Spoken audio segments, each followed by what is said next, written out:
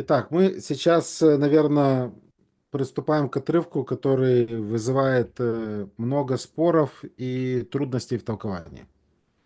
Մենք հիմա կդիտարկենք մի հատված, որ բազմաթիվ վեճեր եւ հակասություններ է առաջացնում մեկնաբանությունների հարցում И ну, следует быть честным в том, что если просто его как бы сам по себе рассматривать, можно постараться истолковать в таком виде, что человек может потерять спасение.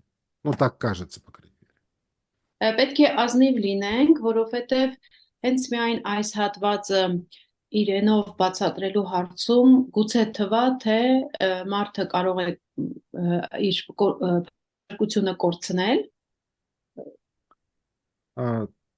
Но если учитывать общий фон послания, Բայց եթե հաշվի առնենք ընդհանուր նամակի հենքը и учитывать предыдущие отрывки, где есть предупреждение, եւ հաշվի առնելով նախկին հատվածները, որտեղ նույնպես նախազգուշացումներ կային, как мы видели, 6 глава, например, օրինակ ինչպես մենք տեսանք 6-րդ գլխում, то отступник — это человек, который на самом деле не знал Христа, но был знаком с Евангелием достаточно хорошо.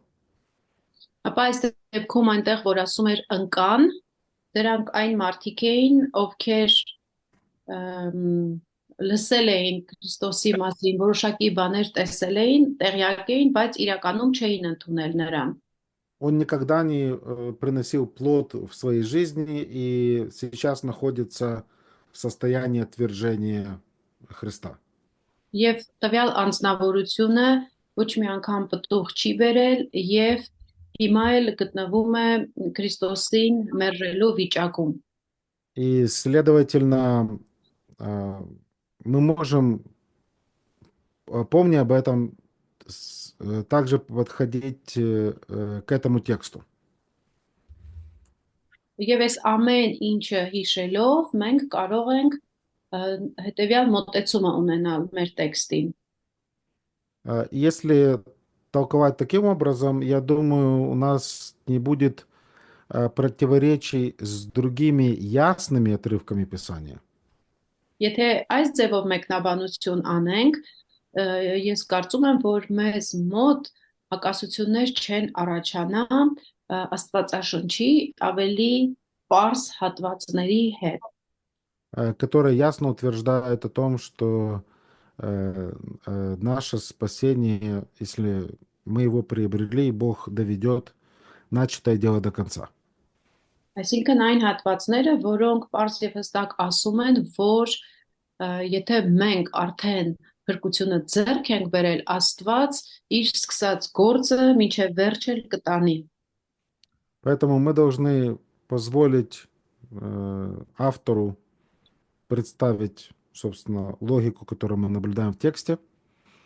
Ուստի մենք պետք է թույլ տանք, որ հեղինակն ինքը ներկայացնի այն տրամաբանությունը, որը տեսնում ենք տեքստում, и убедиться, что наше толкование не противоречит, собственно, всему тому, что говорит автор в самом письме. եւ հասկանանք, որ մեր մեկնաբանությունը չպետք է հակասի հենց այն ամենին, ինչ որ հեղինակը գրում է տեքստում. И также наш вывод не противоречит другим текстам Писания на эту тему. Եվ նաեւ այնպես չլինի, որ մեր եզրահանգումը հակասի այս թեմայով Աստվածաշնչում արկա այլ հատվածներին. Давайте прочитаем с 26 по 31. Ընթերցենք 26-ից 31 հատվածը.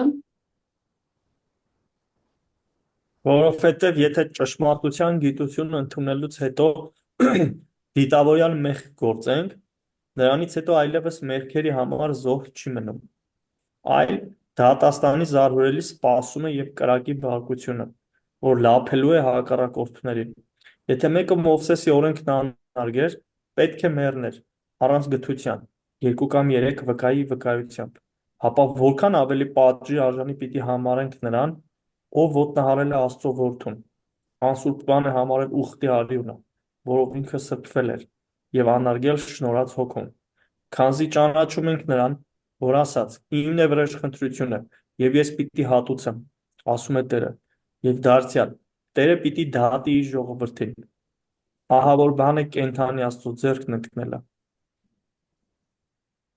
У вас есть традиция дома вешать текст из Библии? Դուք ունեք այդպիսի սովորություն, որ տանը աստվածաշնչյան տարբեր հատվածներ պատերից կախում եք։ Ընդունված է մեր ազգի մեջ։ Да, Մեր это տանը принято. Даже в народе у нас. Мгм. Что сделать? Ну, я просто никогда не видел, чтобы этот отрывок висел. Իսկ մասին եք տեսել, որ այս հատվածը ինչ որ մեկի տան պատից կացված լինի։ Открытку, да, на день рождения или... Ասենք, այսպեսի մի բացիկ նվիրես ծննդյան տարեդարձին։ Но нам не следует пренебрегать такими текстами. Պետք չի մենք ամփոփորեն վարվենք нման հատվածներին։ И сегодня, к сожалению, тенденция такая в мире, что даже в церквях люди пытаются изменить проповедь, чтобы она звучала мягко, не оскорбительно.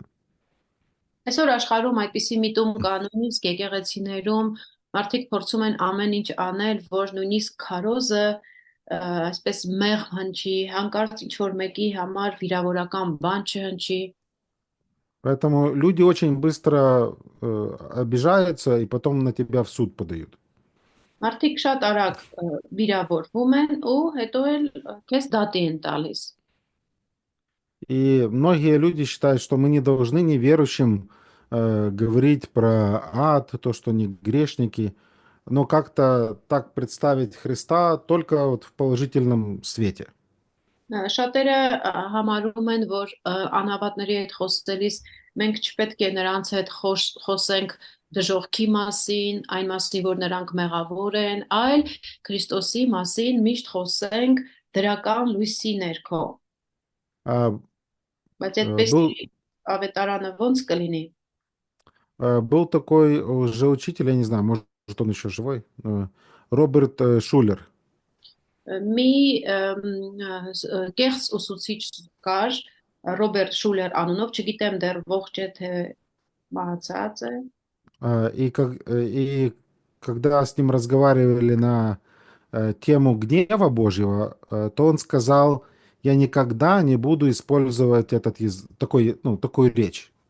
Ու երբ որ նրան հարցնում են, խոսում են նրա հետ Աստծո բարգության մասին, ինքը ասում է, ես երբեք իմ խոսքի մեջ այդ բաների մասին չեմ խոսի։ Но я лично не проверял, но я не один раз слышал, что Иисус Христос больше говорил про ад, нежели про рай. Ես լսել եմ անձամբ, դա չեմ ստուգել ինքս, բայց ասվում է, որ Հիսուսը դժոխքի մասին ավելի շատ է խոսել, քան դրախտի։ И это определенная проблема, когда те в церкви, кто должен провозглашать истину, сами отказываются провозглашать этот призыв. Սա որոշակի խնդիր է, երբ եկեղեցում այն մարդիկ, որ պետք է այս հարցերը բարձրացնեն, իրենք էլ են դա մի կողմ դնում ու այս կոչերը չեն անում։ Даже в Америке светские, может быть, сейчас. Один журнал Newsweek, они написали про эту тенденцию в церквях в Америке. Это светский журнал? По-моему. Կարծում եմ մի Да. ամսագիր, կարծում եմ աշխարհիկ ամսագիր է Ամերիկայում, Newsweek կոչվածը, նույնիսկ դրա մեջ էին հոդված գրել այն մասին, որ հիմա եկեղեցում այսպիսի միտումներ են նկատվում։ Цитата из этого журнала. Американские церкви, которые когда-то не стеснялись называть своих прихожан там, убогими или грешниками. Ամերիկյան, հիմա ցիտում ենք, ամերիկյան եկեղեցիները, որոնք մի ժամանակ չէին քաշվում, չէին խորշում իրենց այցելուներին, եկեղեցի եկողներին անվանել մեղավոր մարդիկ, մեղսալի մարդիկ, Перешли к более благожелательному взгляду на человеческую природу. իրենք անցել են ավելի բարեգութ վերաբերմունքի մարդու բնության, մարդու էության առումով։ И наказание грешников считается контрпродуктивным. Եվ մեղավորների պատիժ ասվածը դարձել է ոչ արդյունավետ։ Оно заставляет их чувствовать себя хуже по отношению к самим себе. Որովհետև դա մարդկանց դրդում է, որ իրենք իրենց մասին ավելի վատ մտածեն։ И потому чаще, конечно, в церквях мы видим такие стихи: «Бог есть любовь».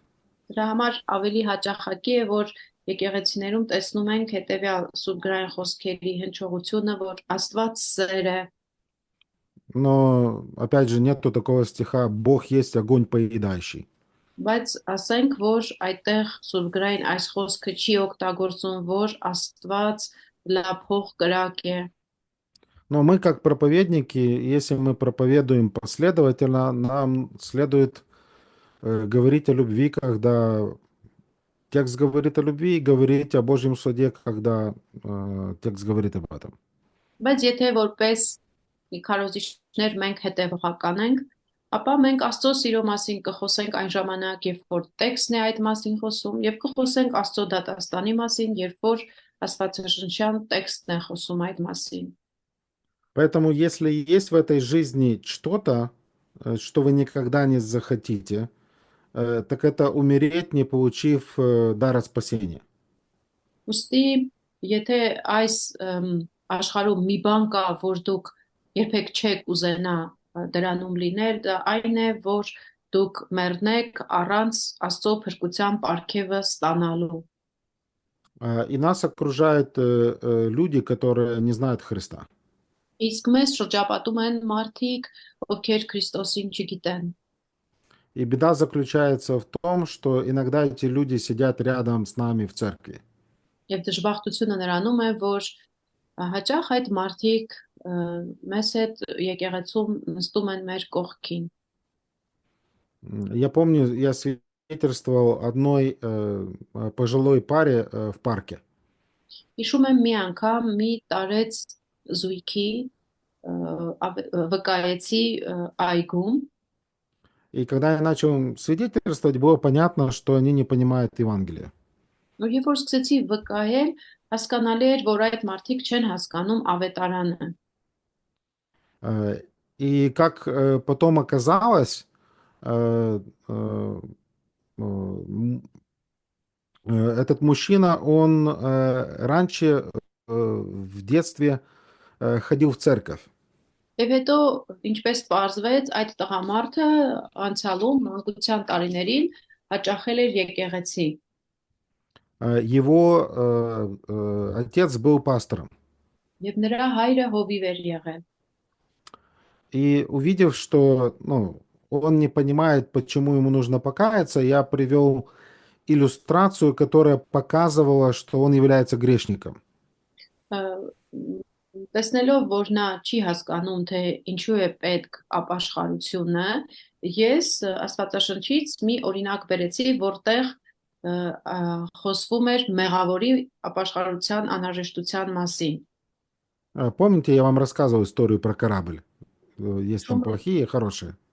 Որ ես նավի մասին ձեզ պատմություն եմ պատմել, որ կա լավը, կա վատը։ Не помните? Չեք հիշում։ Не знаю. Ну, это хороший прием показать людям, что они не такие хорошие. Դա շատ լավ միջոց է, որ մարդկանց կարողանաք ցույց տաք, որ իրենք այդքան էլ լավը չեն։ Я сказал этому мужчине, я в школе детям объясняю это так. Есть большой корабль, и на этом корабле две категории людей. Եվ այդ մարդուն ես ասում եմ, գիտեք, ես դպրոցականներին այս բանը բացատրելու համար ասում եմ, որ կա մի մեծ նավ, եւ այդ նավի վրա կան երկու տեսակի մարդիկ։ Одни помогают друг другу, дают лекарства, последний кусок хлеба, а другие крадут и убивают друг друга. Ասում եմ մի խումբ մարդիկ իրար օգնում են, իրենց վերջի հացի կտորը իրար հետ կիսում են, իսկ մյուս խումբը անընդհատ գողանում են, իրար վատ են վերաբերվում, И как вы думаете, кто попадет в рай? ու ասում եմ ինչ կարծիքի եք, ով դրախտ կհասնի։ И обычно дети говорят, ну, те, кто делает добро, идут в рай, те, кто делает зло, идут в ад. Սովորաբար երեխաները ասում են բարիք գործողները կգնան դրախտ, իսկ այդ չարիք գործողները դժոխք։ Но потом я говорю, я совсем забыл одну маленькую деталь.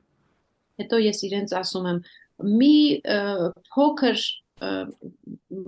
նկարագրություն, փոքր մի բան մոռացել էի ասեմ։ На этом корабле черные паруса и флаг с черепом. Ասում եմ այդ նավի վրա առագաստները սև գույնի են եւ դրա վրա կմախքի դաջված կա։ Э, Գանգի։ Поэтому повторю теперь вопрос, кто будет спасен?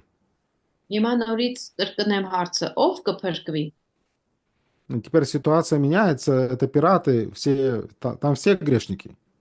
Եվ իրավիճակը փոխվում է, պարզում է դրանք ծովահեններ են եւ իրենք բոլորը մեղավորներ են։ И даже милый добрый Кок, он армию разбойников кормил.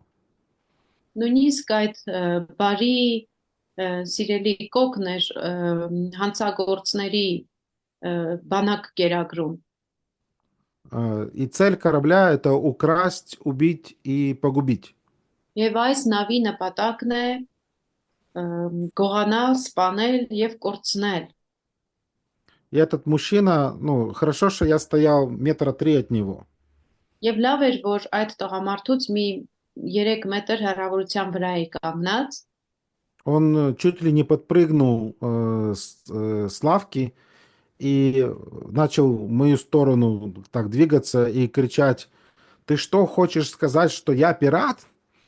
Այդ մարդը քիչ էր մնում տեղից թռչեր եւ իմ вրա այսպես հարցակվեր ու կանգնելա ինձ ասում է ինչ ես ուզում ասես ես ծովահեն եմ Мой отец был пастором, он никогда такое не говорил. հայրս հովիվ է եղել նա երբեք նման բաներ չի ասել Я думал, какой кошмар. ես մտածում եմ ինչ ահավոր բան Как можно проповедовать Евангелие, не говоря о грехе? ինչպես կարելի է ավետարան քարոզել երբեք չխոսելով մեղքի մասին Поэтому здесь, возвращаясь к нашему тексту, мы видим 3 причины не отвергать Божье предложение о спасении.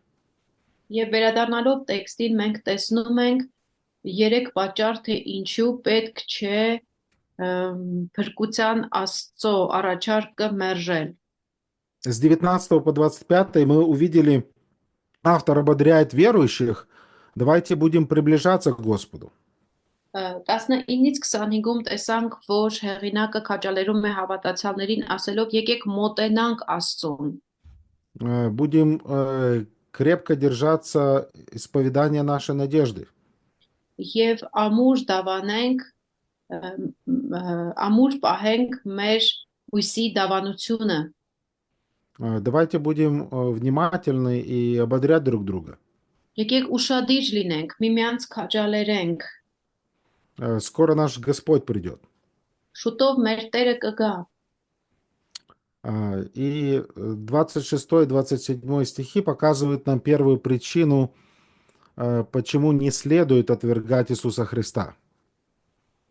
26-27-րդ խոսքերը մեզ ցույց են տալիս առաջին պատճառը, թե ինչու պետք չէ մերժել Հիսուս Քրիստոսին։ И эти два стиха показывают последствия отвержения.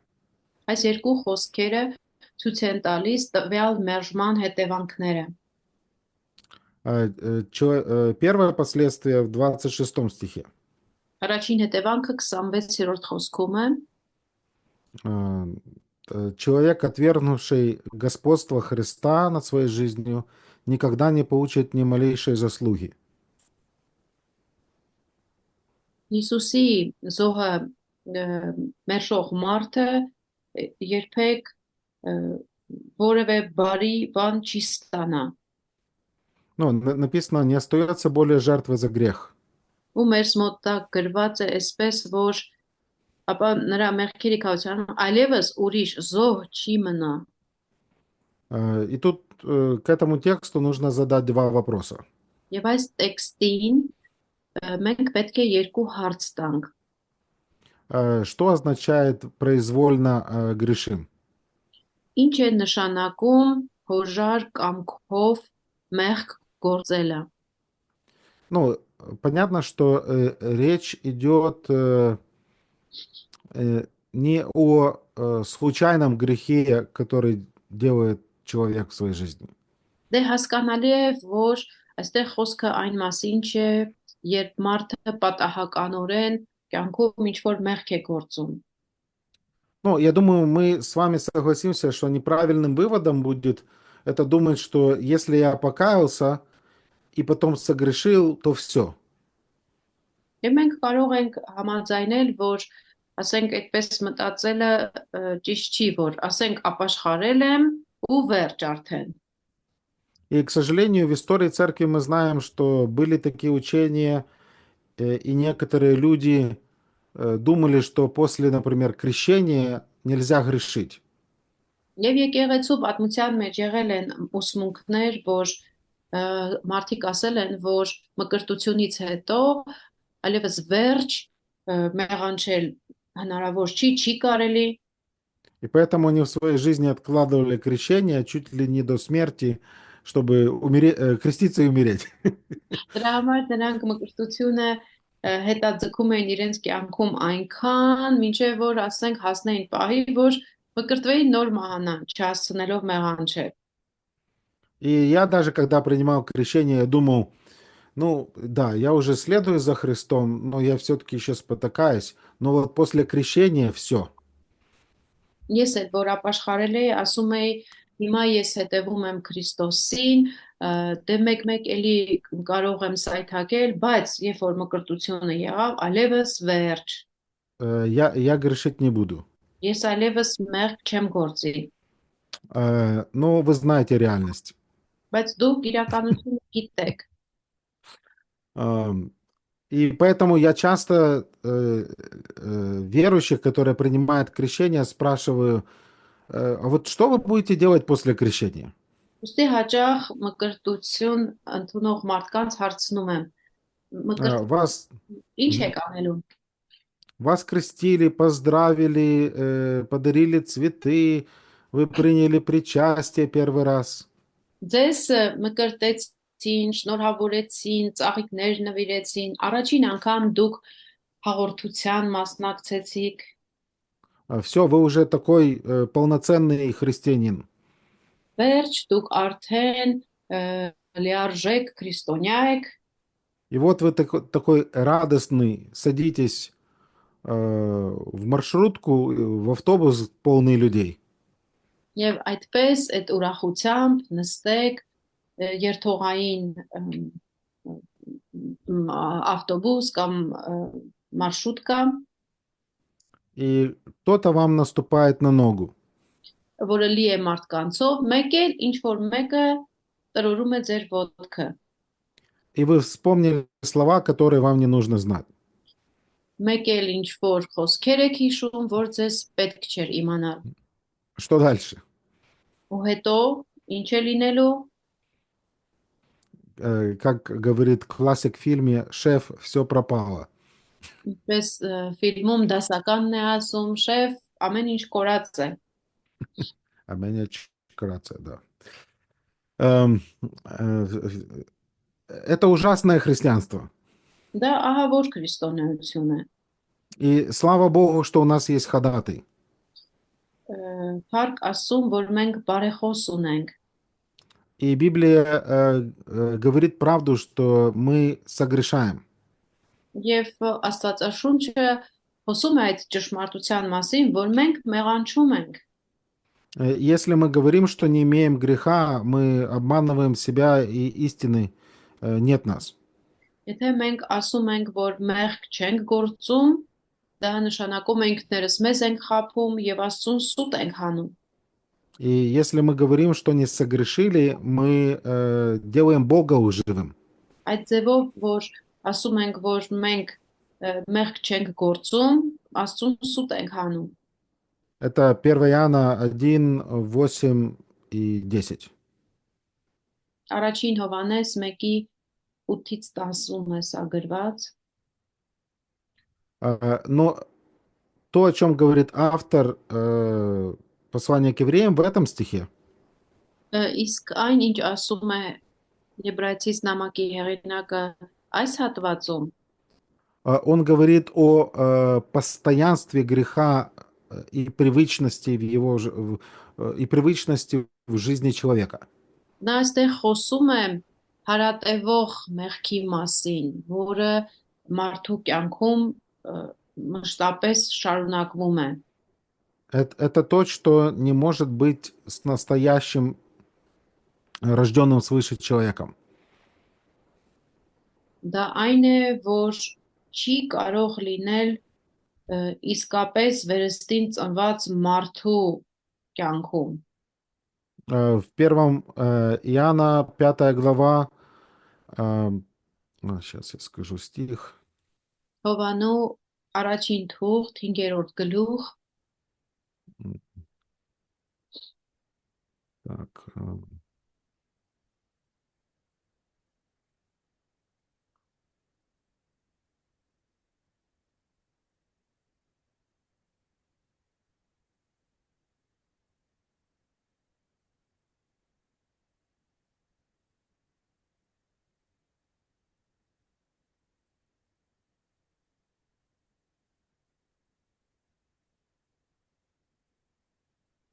Так, так.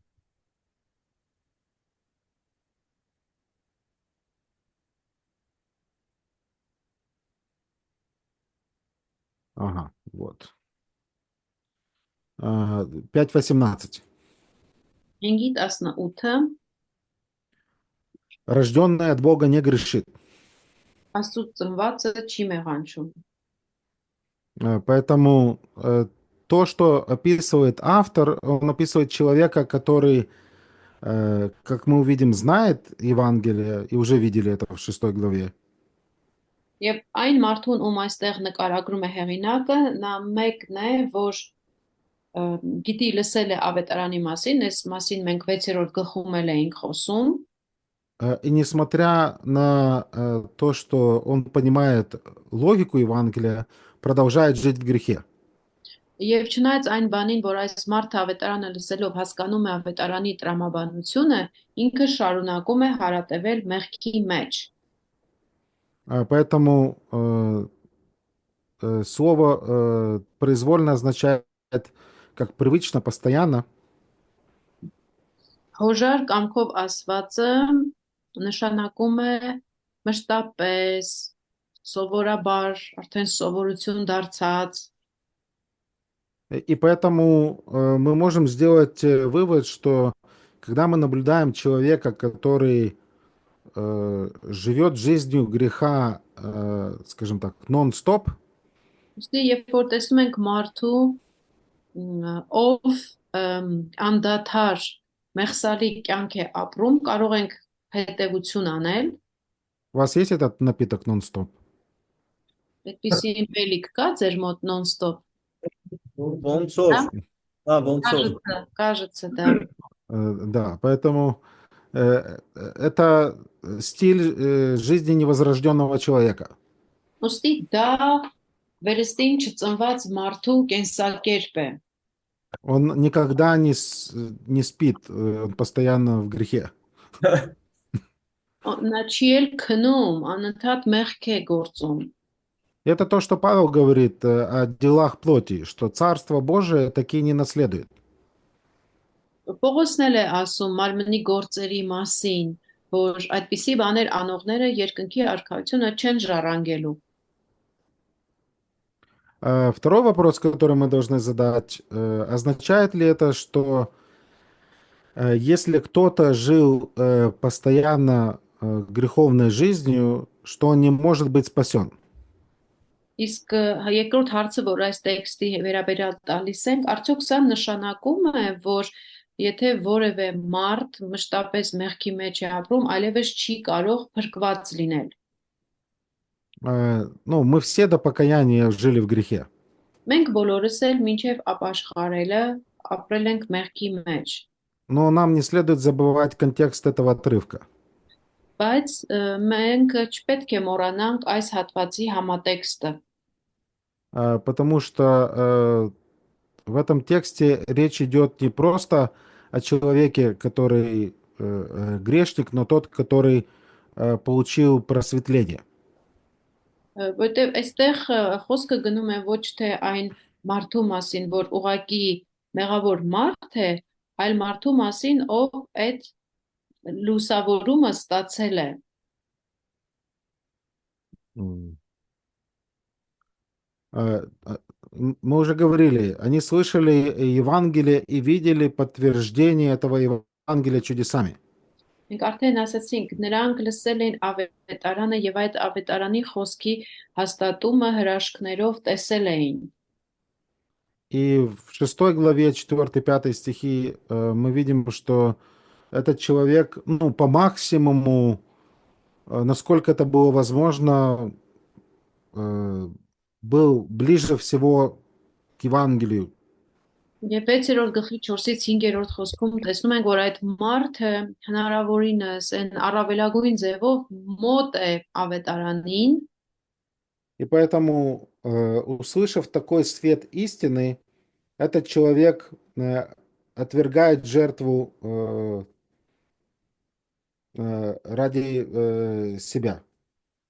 եւ նման մարդը լսելով այդ ավետարանի ճշմարտության լույսը, ինքը դա մերժում է, ինքը ուղղակի իր համար։ И 27 стих показывает нам второе последствие отвержения.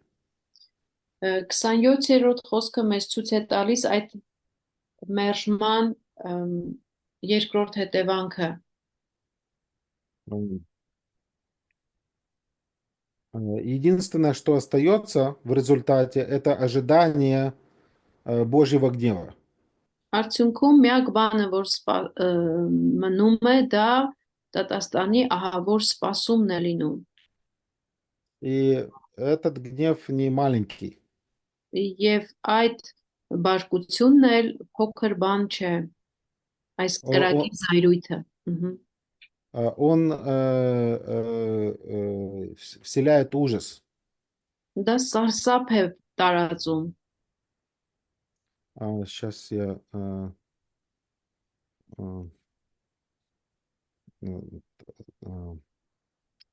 вспомнил слова одного человека. Сейчас найду. Секунду, цитату. Մեջ բերում ենք իմանալու։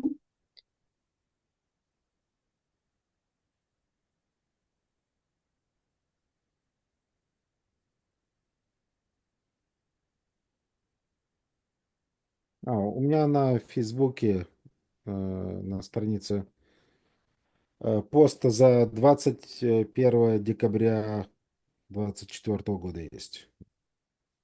Facebook-ում իմ էջի վրա 21 թվական դեկտեմբերի 21-ին 24 թվականի սա տեղադրել եմ այդ մեջբերումը։ Там Путин говорит о войне.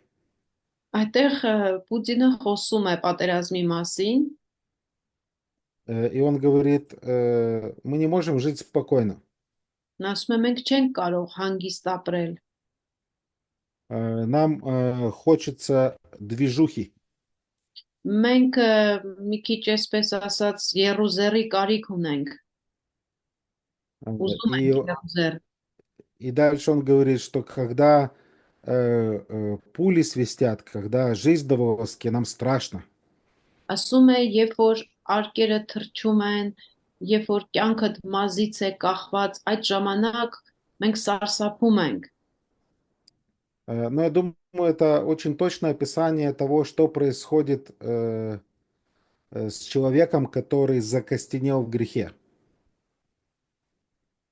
Եվ ես կարծում եմ, որ սա նկարագրությունն է, շատ նման է նկարագրության այն մարդու, ով կարծես, այսպես ասած, կարծրացել է արդեն մեղքի մեջ։ Он уже столько делал зло, что он уже ничего не чувствует.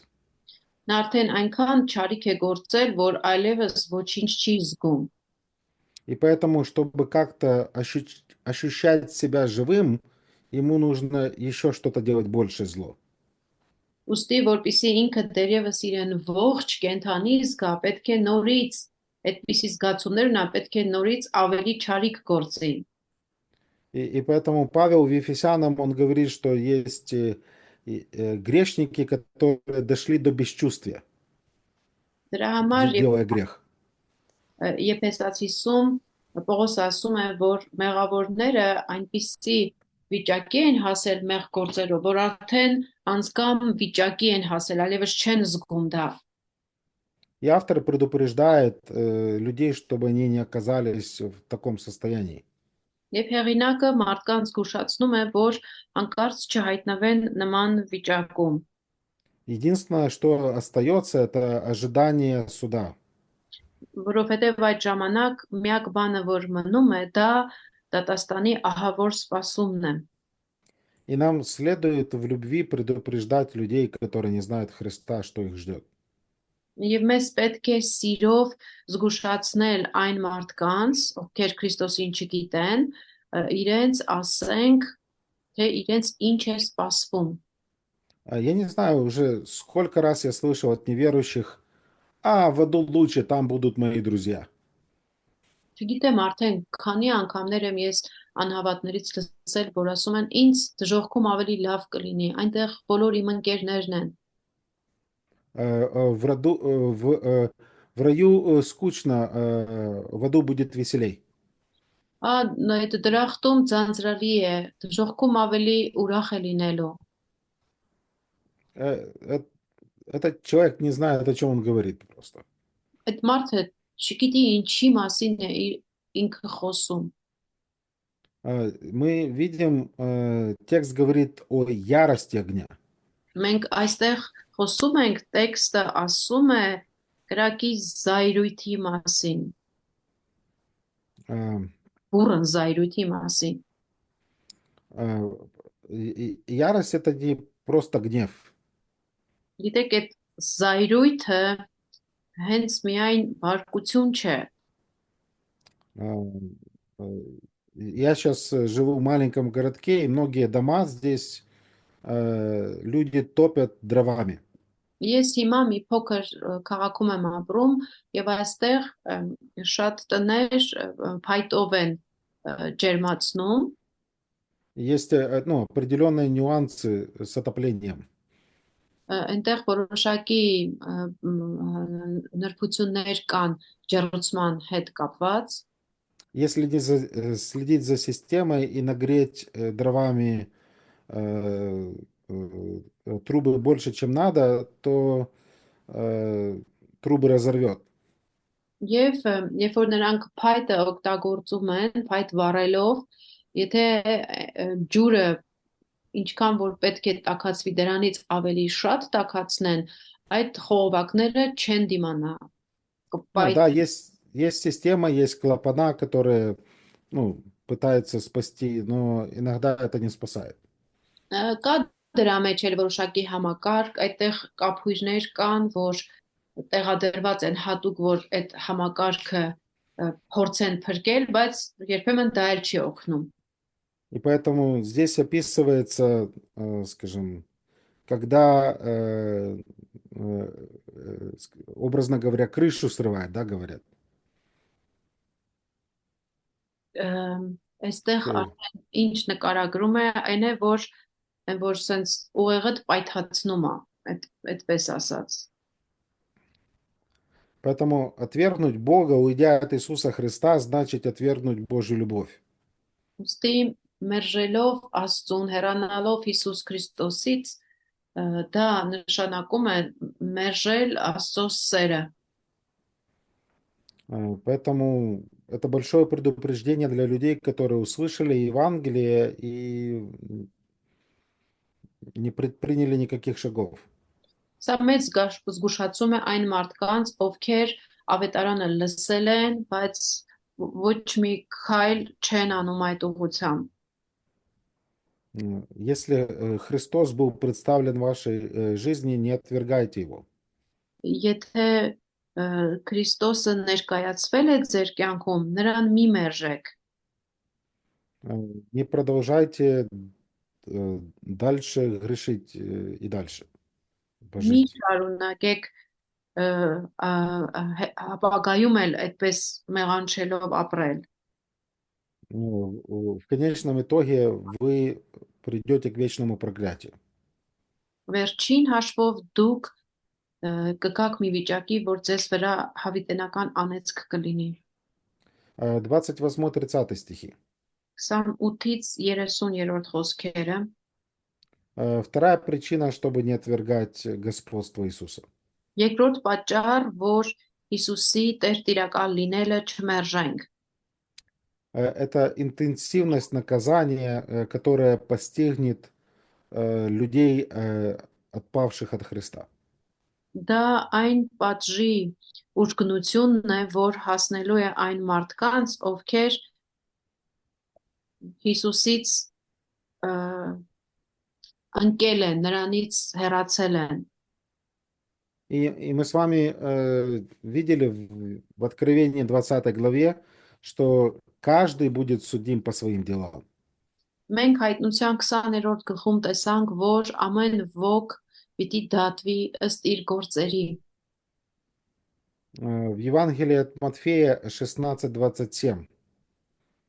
Մատթեոս ավետարան 16:27։ Там Иисус цитирует или ссылается на Псалом 62:12.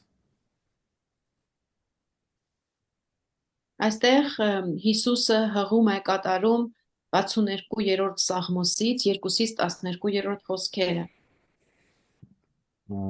Сын человеческий придет во славе Отца с ангелами. Почитать нам, да? Да, можно прочитать. Կարդանք, դա։ Սաղմոս 62-ի 2-ից 12, где Иисус говорит, или Псалм почитать? Где Иисус? 16:27, Матфея. Մատթեոսի 16:27-ը կարդանք, որտեղ Հիսուսն է մեջ բերում Սաղմոսը։ 16:27 Մատթեոսի։ Որովհետև մարդու որդին գալու է իր հոր փառքով, իր հրեշտակների հետ, եւ այդ ժամանակ ամեն մեկին հատուցելու է ըստ իր գործերի։ Поэтому Бог будет платить то, что заслужили. Ուստի Աստված հատուցելու է ըստ արժանվույն։ Я помню, читая книгу Екклесиаста, 11 главу, 9 стих. Հիշում եմ ժողովող գիրքը կարդալիս 11-րդ գլխում 9-րդ խոսքում Первая часть стиха, я просто не мог поверить, что я читаю. խոսքի առաջին մասը կարդացի, Հավատս չէր գալիս, թե այս ինչ եմ կարդում, Веселись, юноша, в юности твоей, да вкушает сердце твое радости во все дни юности твоей, и ходи по путям сердца твоего и поведению очей твоих. Խոսքի այդ մասը ասում է, ով երիտասարդ ուրախացիր քո պատանեկության ժամանակ եւ քո սիրտը քեզ թող զվարճացնի քո երիտասարդության օրերին։ Я, как сейчас помню, я Ճանապարհով եւ ուսքո աչքերի сидел, հայացքով։ сидел на улице, ждал друга и не мог поверить, как такое может быть. Я что-то неправильно понимаю. Я еще раз читал сначала. Հիշում եմ այդ ժամանակ փողոցում նստած էի եւ այս հատվածն էի կարդում, ընկերոջս էի սպասում։ Կարդում եմ, ասում եմ հնարավոր չէ այսպեսի բան։ Նորից եմ կարդում այս հատվածը։ И уже в третий раз я таки решил, может быть, дальше что-то написано.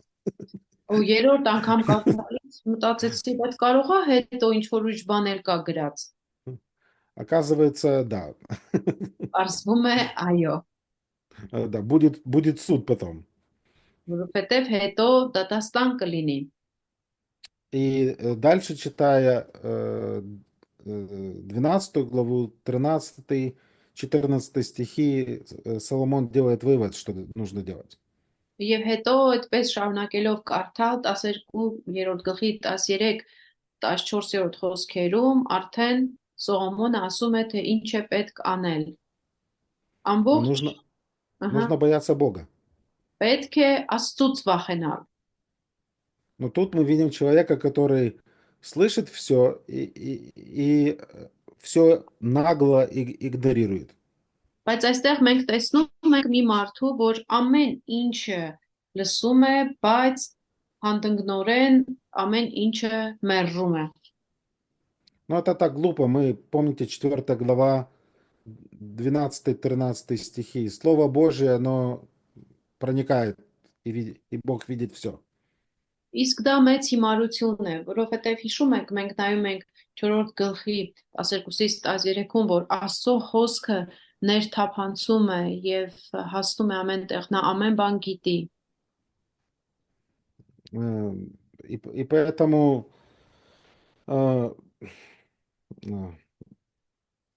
это все равно, что мне выйти, и вы знаете, да, боксер сейчас,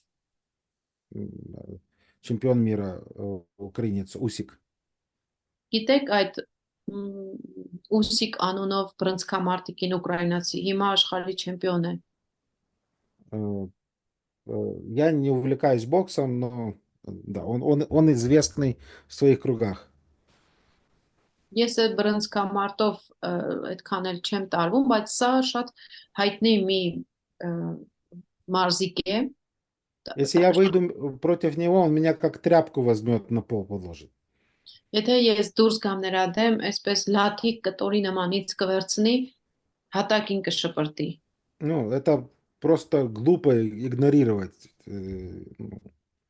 Бога и думать, что это как-то, знаете, пронесет меня.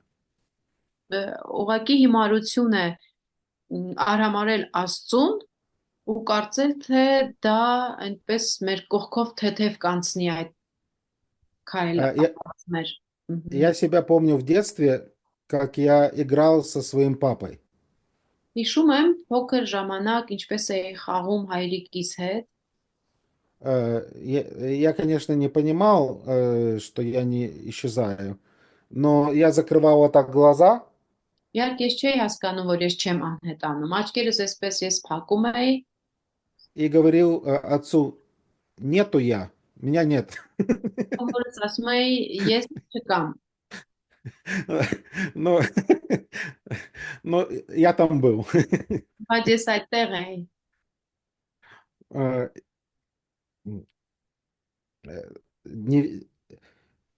Неверующий человек, который находится в таком состоянии, он настолько слеп, Այս վիճակում գտնվող անհավատ մարդը այն աշճանկույր է, что нам должно быть страшно за него. որ նրա փոխարեն մենք ենք սարսափում։ И беда в том, что мы можем сделать. Եվ դժբախտությունը նրանում է, որ մենք ինչ կարող ենք անել։ услышал все возможное. Այդ մարդը ամեն հնարավորը, ամեն ինչը լսել է։ И поэтому 28-30 стихи показывают вот этот степень суда, который он получит. Ուստի 28-ից 30-րդ խոսքերը այն դատաստանի աստիճանն են նկարագրում, որ տվյալ մարդը ստանալու է։ И мы видим контраст по отношению к Ветхому Завету, закону. Եվ այստեղ տեսնում ենք հակադրությունը հին կտակարանի օրենքի համեմատ։ И аргумент делается от меньшего к большему. Եվ այստեղ փաստարկը ավելի փոքրից դեպի ավելի մեծն է արվում։ Часто христиане говорят, что вот в Ветхом Завете это там было сурово, жестоко. Հաճախ մարդիկ ասում են, դե հին ուխտի ժամանակ ամեն ինչ խիստ էր, դաժան էր, А в Новом Завете это все более мягко, իսկ նոր ուխտի պայմաններում ամեն ինչ շատ ավելի մեղմ է, благодать, милость. շնոր, ողորմածություն, Ну, благодать, милость для тех, кто принимает. այդ շնորհն ու ողորմածությունը նրանց համար է, ովքեր ընդունում են, Но автор послания говорит обратное. բայց այս նամակի հեղինակը հակառակ բանն է ասում։ Если вы получили еще большее откровение, с вас еще больше будет спрос. Եթե դուք ավելի շատ հայտնություններ եք ստացել, ձեզնից էլ ավելի շատ է պահանջվելու։ И поэтому тот, кто в Ветхом Завете в наглую грешил и отвергал закон, его должны были предать смерти. Ուստի հին ուխտում, եթե որը մեկը հանդգնաբար մեղանչում էր, խախտում էր օրենքը, նրան ինչ էր սպասվում։ И поскольку речь идет о смертной, Անողոքաբար սպանում էին, и поскольку речь идет о смертной казни, чтобы предотвратить исполнение по какой-то ошибке, нужно было 2 или 3 свидетеля. Եվ քանի որ հարցը սպանելու մասին էր, ու որպիսի հանկարծ դա սխալմամբ չարվեր, մարդու մեղանչելու ժամանակ անհրաժեշտ էր լինում 2-3 հոգու վկայությունը, Ну, чтобы вина человека была доказана. որպիսի տվյալ անձի մեղքը կամ հանցանքը ապացուցվեր։ Но, к сожалению, даже в Писании мы находим, что люди настолько грешные, что иногда подговаривали и подкупали свидетелей, чтобы убить человека. Եվ նույնիսկ Աստվածաշնչում մենք կարդում, որ մարդիկ երբեմն այնքան մեղավոր, այնքան անկյալ վիճակում են, որ նույնիսկ կարողացել են կաշառել դատավորին, որպիսի մարդուն սպանության ենթարկեն։ То дальше мы видим, что насколько больше будет суд для тех, кто отвергает Иисуса Христа. Եվ հետո մենք տեսնում ենք, թե ինչքան առավել մեծ է լինելու դատաստանը նրանց, ովքեր կմերժեն Հիսուս Քրիստոսին։ Поэтому, если вы думаете, что в Ветхом Завете это было сурово, Ուստի եթե կարծում եք, թե հին ուխտի ժամանակ ամեն ինչ դաժան էր, то что будет теперь с теми, кто слышит Евангелие, отказывается покаяться и подчиняться его господству? ապա պատկերացրեք ինչ կլինի այն մարդկանց հետ, ովքեր լսում են ավետարանը եւ հրաժարվում են ընդունել Հիսուսի տեր ու փրկիչ լինելը։ Это 29-30 стихи показывают нам это. Սա մեզ ցույց է տալիս 29-րդ եւ 30-րդ խոսքերը։ И звучит вопрос, насколько это сильнее, это риторический вопрос. Եվ այս հարցը որչափ ավելի խիստ պատժի կարժանանա, սա հռետորական հարց է։ Намного больше. Շատ ավելի շատ։ И первая причина, Այ, потому что такой человек попирает ногами Сына Божьего. Եվ առաջին պատճառն այն է, որ նման մարդը ոտնահարել է Աստծո որդուն, Ну, попирать означает растаптывать. հենց այդ ոտնահարել նշանակում է այդպես ոտքերի տակ վրան այսպես տրորել։ Помните, Христос говорил, что мы, проповедуя Евангелие, не бросали Евангелие это свиньям, Հիշում которые его растопчут, как жемчужины. Հիսուսը, որ սովորեցնում էր, որ ավետարան քարոզելիս մեր խոսքերը խոզերի արչև չնետենք, որպեսզի իրենք այդ մարգարիտները չոտնահարեն։ Նույն բառն է օգտագործված։ Поэтому тут нет, скажем так, середины. Нельзя сидеть на заборе. Այստեղ միջանկյալ վիճակ չկա, որ ինչ որ ասենք ցանկապատի վրա նստես, իբր դու ոչ են կողմ ես։ Поэтому человек или принимает Евангелие, или он попирает Евангелие. Մարդը ավետարանը կամ ընդունում է, կամ ոտնահարում։ И вторая причина, что по сути такое поведение говорит о том, что вы заявляете, что сделал Христос, это вообще напрасно. Եվ երկրորդ պատճառը այստեղ ասում է, որ այդ դեպքում այս մարդիկ հայտարարում են, որ Քրիստոսի արած բանը իզուր էր։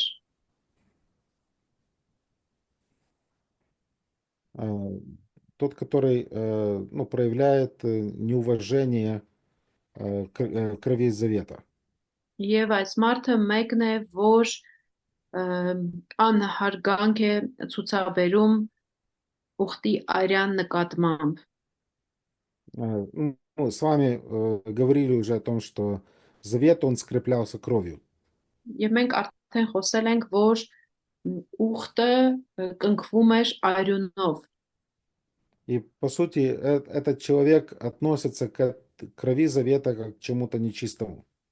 Եվ нման մարդը այդ ուխտի արյանը վերաբերվում է որպես մի անմաքուր բանի։ Это абсолютное такое пренебрежение. Եվ սա բացարձակ չարաշահում է, անարգանք է։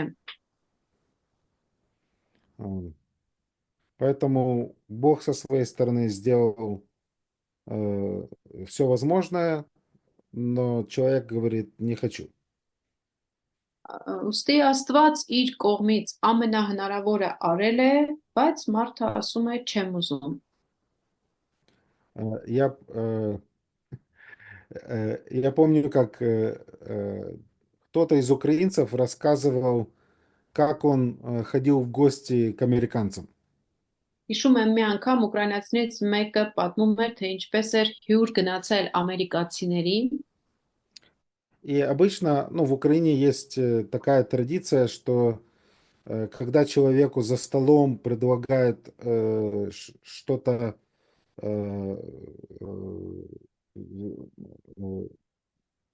Ուկրաինայում մի այսպիսի սովորություն կա, որ что-то поесть, մոտ, երբ որ սեղանի մոտ մարդուն առաջարկում են մի բան ուտել, добавку какую-то взять, то обычно человек первый раз он будет отказываться.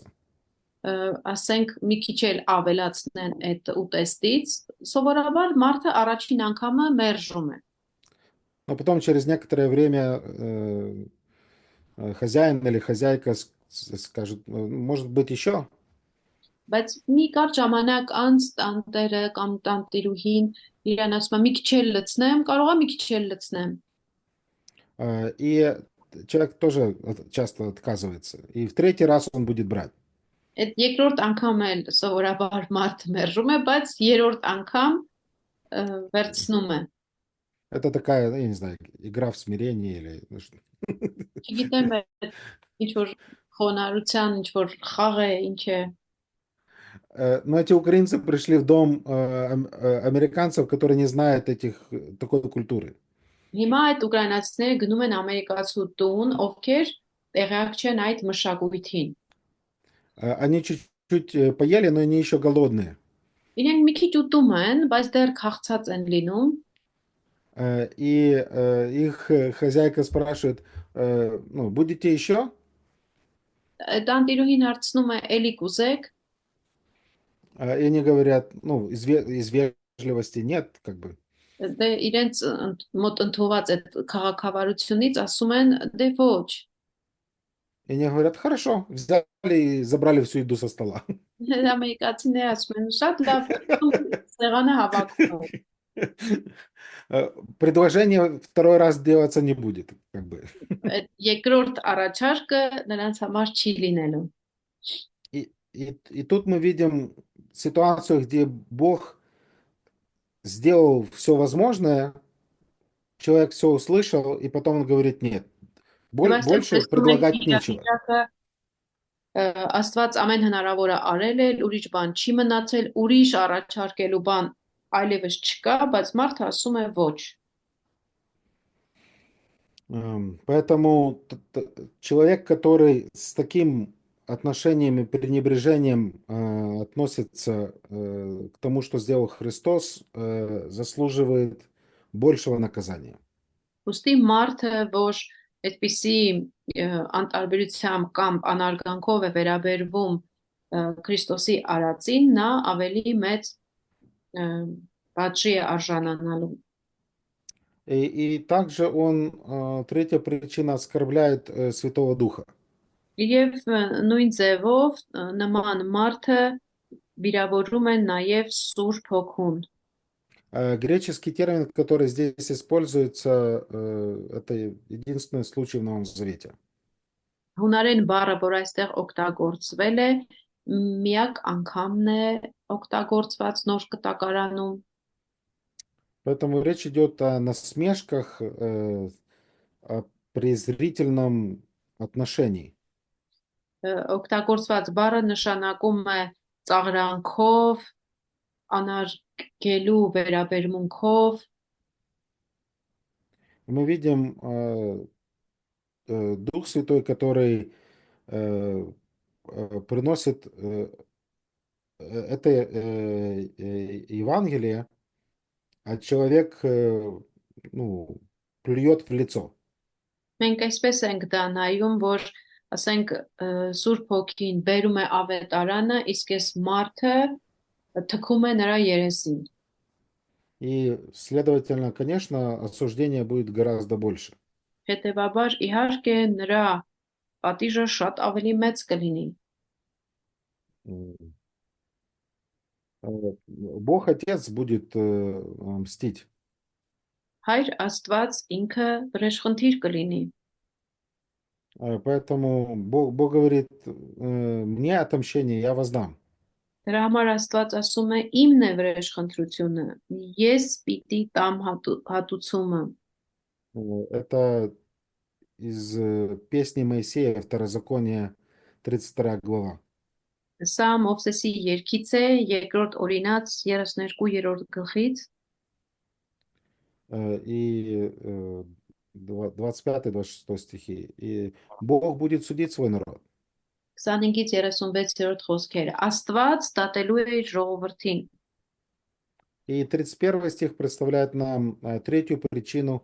Время. Можно баптистский вопрос? Баптистский? Да, короткий. Да. Մկրտական մի հարց կարելի է տալ կարճ։ 29-րդ համարի մեջ, որով инքը սրբվել էր։ Ես էլ այդ հարց ուզում տա։ 29 стихе здесь говорится, который он был освящен в прошедшее время. Как это понять? Точно так же, как мы понимаем 6 главу. Все. Նույն ձևով ոնց 6-րդ գլուխն ենք հասկանում։ Это термин освещался, это Прошедшее այդպես բառը էլի, որով սրբվել էր։ ինչ բառա հոգնան։ Նա որով սրբվել էր, ինքը մոլորեցնող, հա, շփոթեցնող, մոլորեցնող բառ է, էլի դրված։ Как-то это слово вот в прошедшем времени, что вставлено, как-то смущает, как-то Ну, смятение. Это, э, ага, через которое он был освящен, очищен. мгм. Э, Снова же, это если только этот стих рассматривать, скажем, теоретически, может ли освящение говорить о верующем человеке? Եթե տեսականորեն նայենք, այդ սրբված բառը կարող է А, ասվել հավատացյալ մարդու մասին։ Сейчас, секундочку. То ответ будет да, может говорить. Այո, պատասխանը կլինի այն, որ այո, այսպես կարող է խոսվել հավատացյալի մասին, Но означает ли это, что это обязательно верующий человек? բայց արդյոք սա նշանակում է, որ դա պարտադիր ձևով հավատացյալ մարդ է։ Например, Павел говорит в 1 Коринфянам 7 главе. Պողոսը առաջին Կորինթացիների 7-րդ գլխում ասում է. 7 главе, сейчас скажу, стих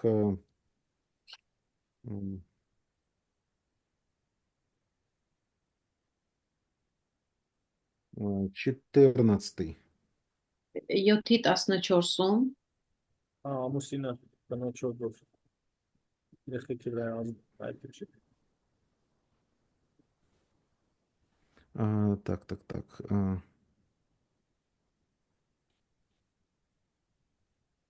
это про неверующего мужа, да? Да, но там написано, что верующий освящается, неверующий освящается верующим. Այստեղ ասում է, որ անհավատը ծրփագործվում է հավատացյալի միջոցով։ Ну, мы не верим, что он становится верующим, Մենք չենք հավատում, որ նա դառնում է հավատացյալ, но через него Бог может на него положительно влиять. բայց նրա միջոցով Աստված կարող է մյուսի վրա դրական ազդեցություն բերել։ Поэтому тот факт, что это в прошедшем времени, это не означает обязательно возрождение. Ուստի այդ փաստը, որ անցյալ ժամանակով է ասված, դա դեռ չի նշանակում, որ վերստին ծնունդ կա։ Но это означает, что Дух Святой в прошлом что-то открыл этому человеку. Այլ նշանակում է, որ անցյալում Սուրբ Հոգին ինչ որ բան բացել է այդ մարդու համար։ Как вы думаете, Дух Святой работает только в жизни верующих людей? Ինչ կարծիք եք, Սուրբ Հոգին գործում է միայն հավատացյալ մարդկանց կյանքում։ Ну, Христос сказал, что когда Дух Святой, Он обличит только верующих людей.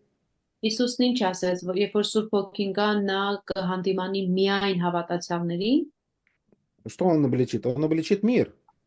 նա աշխարհին կհանդիմանի։ О чем? О правде, о грехе и о суде.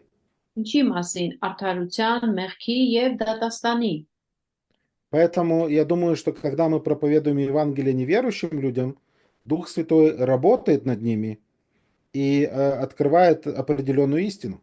Ուստի ես հավատում եմ, որ երբ որ անհավատ մարդկանց մենք քարոզում ենք, Սուրբ Հոգին նրանց հետ աշխատանք է տանում եւ ավետարանի ճշմարտություններ է որոշակիորեն բացում նրանց համար։ Но осознание этой истины не является спасением. Բայց այդ ճշմարտությունը հասկանալն անգամ դեռևս չի նշանակում փրկություն։ Нам нужно сделать перерыв. Ընդմիջում մատչեմ։ Интересный ответ. Ну, так получается. Хорошо, делаем перерыв? Да. Ընդմիջում ենք անում։ Да. 10 минут, да? Ընդմիջումն է։ 20. 20? Хорошо. Սա Давайте 20. Сейчас 58. Давайте 22 будем делать. Хорошо. 2:20. Мгм.